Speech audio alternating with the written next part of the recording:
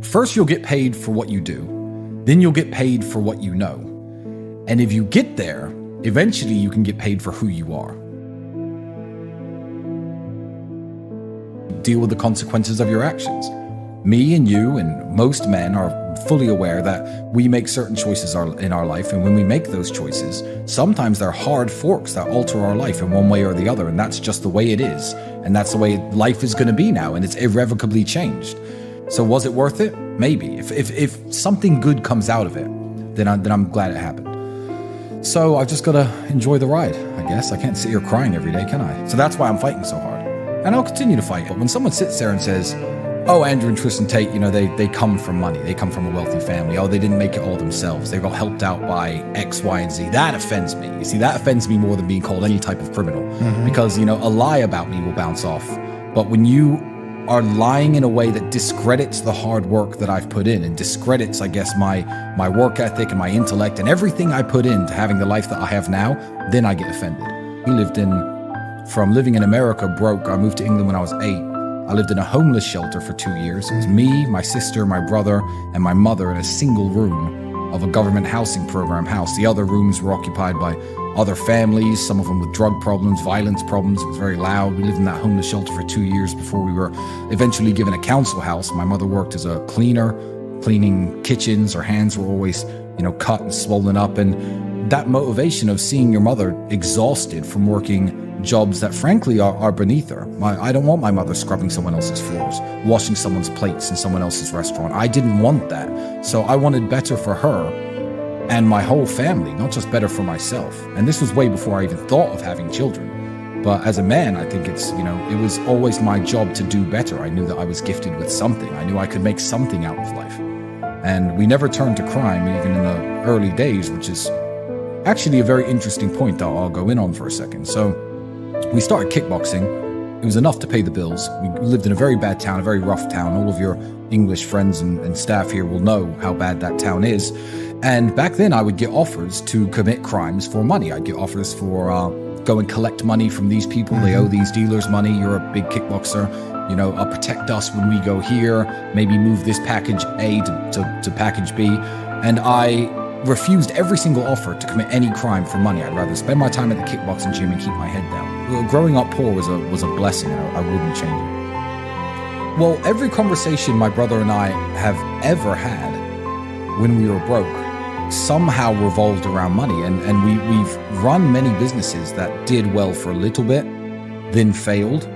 We've tried to launch projects using the last of our money. And you were always doing this together, right? Always together. I couldn't have imagined it any other way.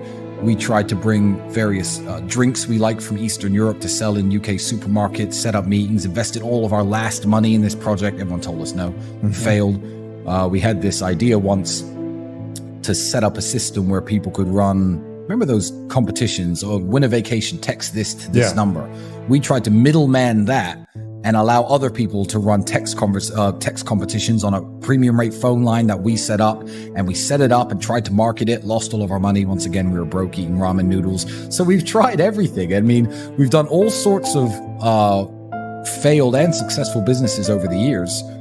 And I think it was just persistence that got us there. A lot of people are going to get, kicked in the nuts and take a fall, and they're going to let it beat them down. Andrew's lost very important kickboxing matches. Did he quit fighting then? Did I quit fighting when I got my ass kicked a couple times? No, you don't. You just have to continue, because in life, there are only winners and losers. There are no participation trophies.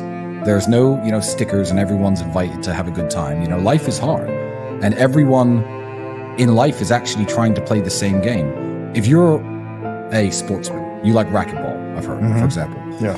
There's a small pool of people who play racquetball, and you have to compete within that pool to be the best, and maybe you become the world champion. There's a small pool of people who compete at kickboxing, professional soccer, and the bigger the pool is, the more difficult it is. Well, life is the only game where every single one of us, 8.1 billion people, is trying to play the exact same game. And the same game is, there's only so much money in the world.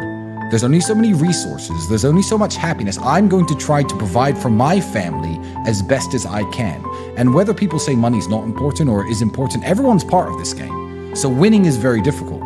And you have to keep trying when you get kicked and you fall down. And that's the advice I give to every young man who listens to me.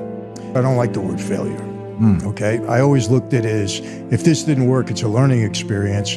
How am I going to figure it out and do better the next time? Or, okay, this didn't work. I got to get on to something else. So you have that entrepreneurial spirit and that determination and motivation. That's what started you on this path right now. It's always been work. This is working. And now I got this. You didn't just get fortunate. I'll tell you, before the internet existed, when you were living that interesting life that you used to live, that everyone wants to hear about, that everyone wants to know the stories on, you didn't realize it at the time, but you were building your online brand then. It's not about fortunate, because if you had done none of the things you'd done, not lived the life that you had lived, you could have tried a million times harder to become a face on the internet and no one would care who you are and nobody would listen to you. So again, when you say it takes a decade of work, in your case, 4 or 5 decades to become an overnight success, you were putting the work in way before the internet even existed. No, so you're right. It wasn't fortunate. It was, it may not have been 100% purposefully done, but it was done and it was done the right way. I used to work in a McDonald's drive-thru. I'm not ashamed of myself. I made hamburgers. Proud of it. You got paid for what you do, paid for what you know, and now you're getting paid for who you are. And you deserve it because you've been through all the hardships that's created the person who's I guess sitting in front of me. I want every fan of mine to build a life like me and end up in the position I'm in. I'm trying to drag people up, not bore them or talk garbage or encourage them to play video games or do drugs. I'm trying to drag all the young people up, needing to make money because my mom was working. I didn't just sit home and think, oh, well, she's my mom, this bitch better work. Did I? I thought, this is unacceptable that I'm as smart as I am and my mother's cleaning people's kitchens. I'm going to take care of my mother. Right. She flies on private jets now and always will, whether they put me in jail or not. It's in God's hands. And like I said, they can't make me care. They can't scare me. They can't bully me. They can't make me cry. They can't make me break down. They can't make me plead guilty to something I didn't do. I'd rather just go to jail because everyone I love is fine, jail or not. So, and that's, I guess, the side effect of being a hardworking, smart individual who set his life up in the right way. I ain't scared of prison.